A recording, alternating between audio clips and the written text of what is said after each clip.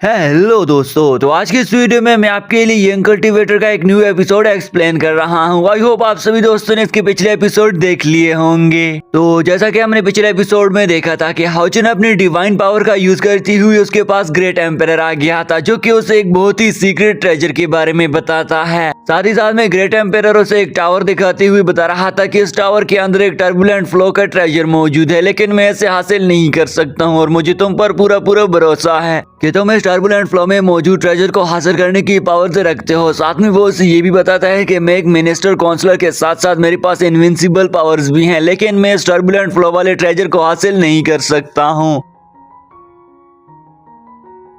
तो इस बार की शुरुआत में हमें वर्ल्ड रियल में चॉइस टावर को दिखाया जाता है, जहां पर हाउचन भी उस जगह में पहुंचकर अपनी डिवाइन पावर को एक्टिव कर देता है। साथ में उसने अपनी फेरी बीबो को भी बाहर निकाल दे दिया था। यहां पर फेरी बीबो से बताती है कि हाउचन, मुझे तो तुम काफी ज्यादा डरे हुए और सहमे हुए दिख रहे हो, लेकिन हाउचन उसे कहता है कि नहीं ऐसी कोई बात नहीं है। हाउचन खड़ा होकर उसे बता रहा था कि इस टावर ने तो ट्रू इमोर्टल एनर्जी को पीछे छोड़ दिया है, और साथ में तुम बोल रही हो कि मैं डरा हुआ हूँ, तो ऐसी कोई बात नहीं है, क्योंकि मुझे अपने सीनियर ने इजाजत दी है कि मैं इस जगह को एक्सप्लोर कर लूं। फेरी भी वो हाउचन से कहती है कि हाउचन, मेरे पास तुम्हें बचाने का सिर्फ और सिर्फ एक ही और लास्ट चांस बाकी है, इसके बाद मैं तुम्हें नहीं बचा पाऊंगी, इसलिए क्या तुम इस अफरा तफरी के टावर में जाकर मरना चाहोगे? लेकिन खैर हाउचन उस जगह की तरफ अपना ध्यान नहीं दे रहा था और उस जगह ही की तरफ देख रहा था, क्योंकि उसका मकसद था कि वो टर्बुलेंट फ्लो वाली उस ट्रेजर को हासिल करना चाहता था। इसलिए हाउचन धीरे धीरे करके आगे जा रहा था और जगह में मौजूद टर्बुलेंट फ्लो के पाथ को फॉलो करते हुए उसके ऊपर जा रहा था। अचानक से उसे वहां पर किसी की प्रेजेंस महसूस हो जाती है, इसलिए वो दोनों अलर्ट हो जाते हैं। हाउचन को इस बात की समझ नहीं आ रही थी कि आखिरकार ये सब कुछ क्या हो रहा है, और उसके इर्द गिर्द बहुत सारी एनर्जी फ्लो होने लग गई थी। अचानक से वो देखता है कि उसके इर्द गिर्द बहुत सारे क्लोन आ चुके थे, इसलिए वो काफी ज्यादा पैनिक हो गया था। फेरी भी वो अपने टेक्निक को यूज करके इन क्लोन को खत्म कर देती है। अचानक से हाउचन के पास और क्लोन आ गए थे, इसलिए वो ऊपर की तरफ जंप लगा देता है, लेकिन ये सारे के सारे क्लोन अभी भी इसका पीछा छोड़ने वाले नहीं थे।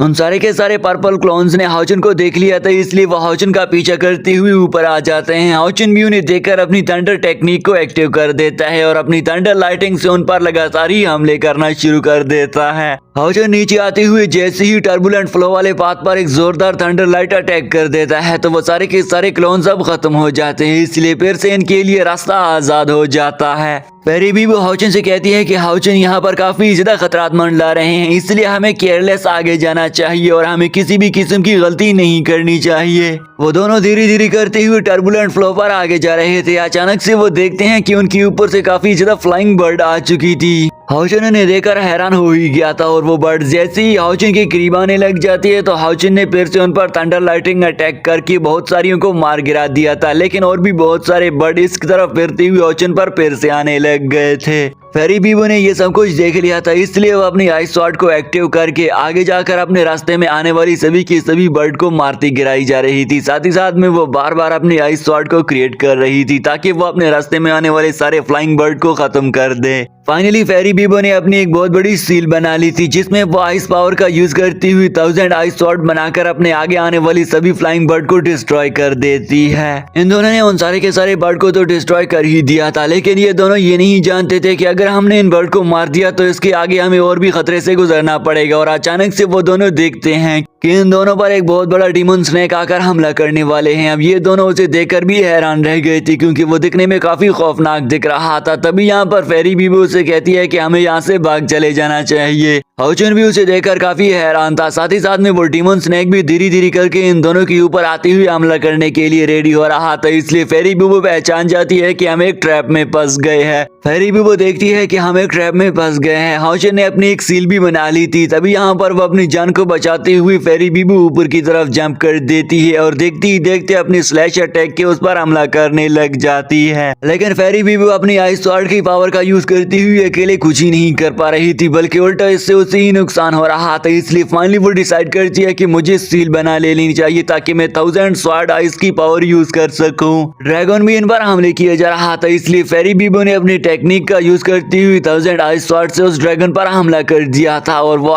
ड्रैगन भी काफी ज्यादा गुस्सा होते हुए रेडिश होने लग गया था। और फाइनली वो ड्रैगन गुस्सा होते हुए फेरी बीबो पर ही एक जोरदार अटैक कर दिया था, जिसकी वजह से फेरी बीबो भी अब काफी ज्यादा घायल होती हुई नीचे गिरने लग गई थी। अब ये देखती हुई तो हाउचन ने भी उसी उसे देख लिया था कि फेरी बीबो नीचे गिर रही है। हाउचन उसे बचाने की कोशिश तो कर ही रहा था, लेकिन वो कुछ कर नहीं पा रहा था और उसे देखता ही रह गया था। अचानक से फेरी बीबो की नीचे गिरती हुई उस ड्रैगन ने उसे अपने हाथों में ही पकड़ लिया था। फेरी भी वो खुद को आजाद करने की कोशिश तो करती है, लेकिन वो खुद को आजाद नहीं कर पा रही थी क्योंकि वो ड्रैगन ही इतना ज्यादा पावरफुल था। हाउचन अपनी स्वॉर्ड पपेट की पावर को यूज करता है और उसे आगे ले जाती हुई उसके हैंड पर लगातार हमले कर रहा था, लेकिन उसका हैंड को कुछ ही नहीं कर पा रहा था। साथ ही साथ में वो ड्रैगन भी इसके पपेट को पकड़ने की कोशिश कर रहा था।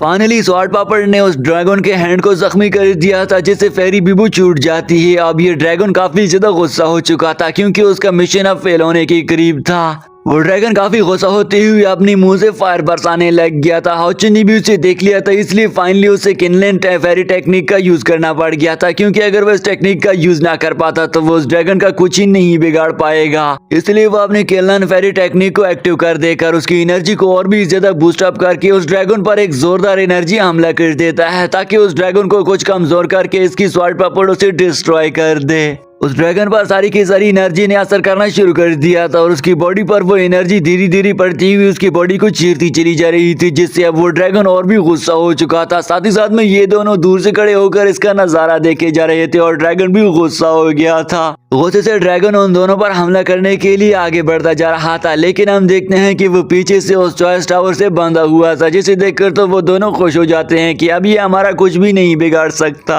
हाउचन भी दूर खड़ा होकर उसे देख रहा था और हाउचन को पता चल गया था कि अभी उस जंजीर को ब्रेक थ्रू कर लेगा, यानी कि वो अब जंजीर को तोड़ने वाला था। यहाँ पर हम देखते हैं कि वो लगातार कोशिश कर ही रहा था कि वो खुद को आजाद कर दे। ये कैंडल ड्रैगन इन सभी लोगों के लिए एक बहुत बड़ा खतरा था, लेकिन यहाँ पर ये लोग देख रहे थे कि वो खुद को आजाद नहीं कर पा रहा था। हाउचन मन ही मन में कहता है कि इस चॉइस टावर में एंटर होने के लिए यही हमारे लिए सबसे बड़ी चाबी हो सकती है। अब इस तरफ तो इन तीनों की फाइट चल ही रही थी और अगली सीन में हमें इनहेरिटेंस प्लेस को दिखाया जाता है, जहाँ पर हम छोटे प्रिंस वुशियान को देखते हैं जो कि अभी भी कल्टीवेशन कर रहा था और इस प्रोसेस से उसे काफी ज्यादा लंबा अरसा भी बीत चुका था। वो अपनी माइंड स्पेस में देख रहा था कि वो स्वॉर्ड को जो अर्थ स्वॉर्ड थी उसे हासिल करना चाहता था, लेकिन ये हासिल करना उसके लिए कोई आसान काम नहीं था और वहां पर उसके गिरजे काफी ज्यादा तेज एनर्जी फ्लो हो रही थी और वो सारी की सारी एनर्जी वुशियान के लिए हेडेक बन गई थी, जो कि उसे काफी ज्यादा तकलीफ दी जा रही थी। इसी के साथ ही दोस्तों ये एपिसोड तो यहीं पर एंड हो ही गया था और मैंने आप सभी दोस्तों के लिए इसी चैनल पर एक न्यू सीरीज को एक्सप्लेन कर दिया है। इस न्यू सीरीज का नाम किंग ऑफ ग्लोरी है, जो कि एक ऐसे लड़की की जर्नी के ऊपर बेस्ड करती है जिसके सारी की सारी ब्रोकन मून सिटी को डीमंस ने डिस्ट्रॉय कर दिया था, इसलिए वो अब डीमंस से बदला लेगा। तो दोस्तों अगर आप सभी दोस्त भी डीमंस टाइप की सीरीज को पसंद करते हैं तो उसका लिंक मैंने नीचे डिस्क्रिप्शन में डाल दिया है, जल्दी से जाकर आप सभी दोस्त इस न्यू सीरीज को भी चेकआउट और एंजॉय कर सकते हैं। और साथ ही साथ में इस सीरीज का नेक्स्ट एपिसोड भी मैं 1 आवर बाद अपलोड कर रहा हूं, तो तब तक के लिए इस सीरीज को अच्छे से एंजॉय कर लें और एक अच्छा सा प्यारा कमेंट भी जरूर कर देना।